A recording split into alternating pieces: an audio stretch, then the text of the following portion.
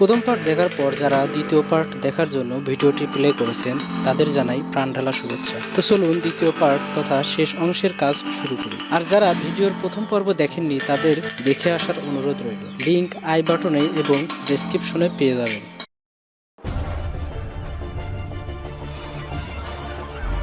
এখন দেখুন এই বোর্ডের এখানে এই স্পিকারটি লাগানোর জন্য স্পিকারের স্ক্রু লাগানোর ছিদ্র অনুযায়ী মাপ নিয়ে নেব।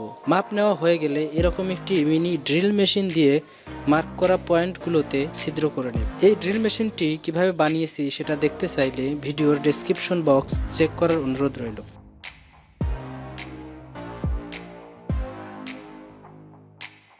ড্রিল করা হয়ে গেলে অপর পাশে টুইটার লাগানোর জন্য টুইটারের স্ক্রু লাগানোর ছিদ্র অনুযায়ী মাপ নিয়ে নেব। মাপ নেবার পরে ড্রিল মেশিন দিয়ে ছিদ্র করে নেব।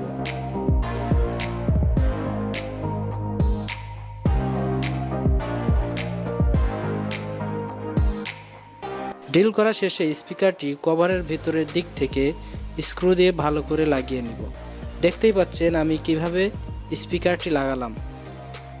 দেখতে পাচ্ছেন আমি স্পিকারে আগেই প্রয়োজন মতো তার লাগিয়ে রেখেছিলাম যাতে করে পরবর্তীতে কাজ করতে সময় কম লাগে। এবার এখান থেকে একটি কানেকশন যাবে টুইটারে, তো আমি তার জন্য একটি তার অপর পাশের এই ছিদ্র দিয়ে তারটি বের করে আনলাম। এখন টুইটারের সাথে তার দুটি আমি ভালো করে সোল্ডার করে নেব।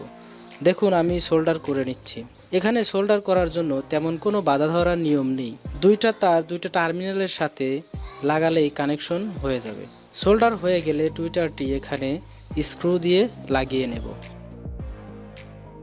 এখন সামনের অংশটি দেখতে পাচ্ছেন, যেটার কাজ আমি ভিডিওর প্রথম পর্বে করে রেখেছিলাম।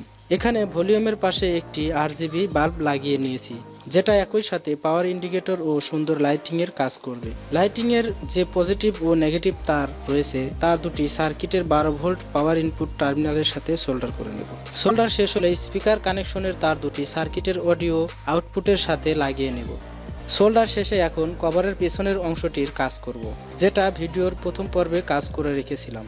পেছনের অংশের সাথে ট্রান্সফরমার লাগানো আছে, তার মানে এখান থেকে 12 ভোল্ট পাওয়ার নিতে পারবো। এটা হলো এসি ইনপুটের কেবল এবং এখানে এই সাদা ও হলুদ কেবল দুটি হলো 12 ভোল্ট ডিসি আউট। আর এখানে যে লাল ও কালো কেবল দুটি রয়েছে এগুলো অডিও ইনপুটের জন্য। এখন এই সবগুলো কেবল কভারের ভেতর দিয়ে ঢুকিয়ে সামনে নিয়ে আসবো।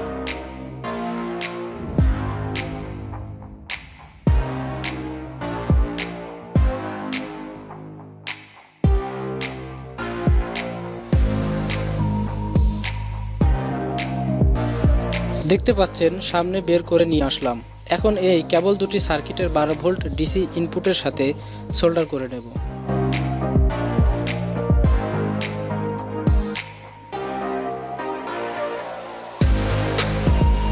সোল্ডার করা শেষ হলে অডিও ইনপুটের কেবল দুটিও সোল্ডার করে নেব।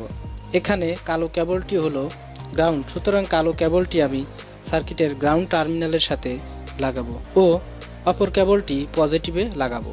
সব কানেকশন শেষ হলে সার্কিটটি এখন ভেতরে ঢুকিয়ে দেব এবং সামনের অংশটি লাগিয়ে ফেলব।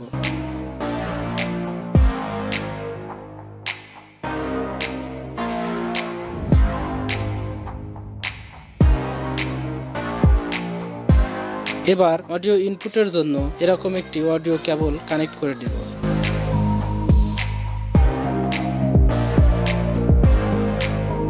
এখন পাওয়ার অন করে দিলাম। দেখুন পাওয়ার ইন্ডিকেটরটি জ্বলছে।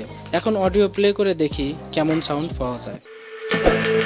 বেশ ভালোই সাউন্ড পাওয়া যাচ্ছে। চাইলে আপনারাও বাড়িতে বসে নিজে নিজেই এ ধরনের সাউন্ড সিস্টেম বানিয়ে ফেলতে পারেন। ভিডিওটি ভালো লাগলে একটি লাইক দিন। কোনো প্রশ্ন থাকলে কমেন্ট বক্সে প্রশ্ন করতে পারেন, উত্তর দেওয়ার চেষ্টা করব। আজকের মতো ভিডিওটি এখানেই শেষ করলাম।